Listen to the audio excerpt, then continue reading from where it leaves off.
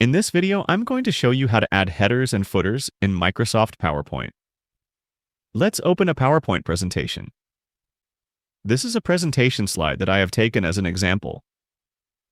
Suppose you need to add headers and footers to these presentation slides.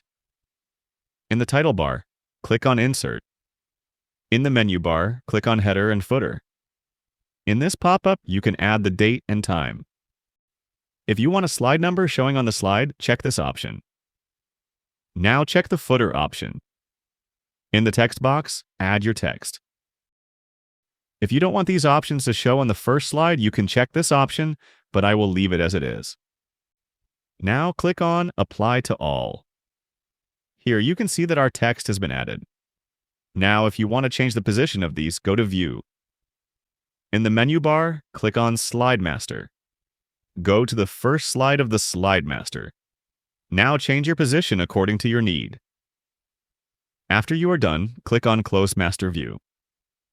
Here you can see that we have changed the positions of the text. This way, it can act as a header also. Feel free to reach out if you encounter any issues during the process. If this video helps you out, please leave a like and subscribe.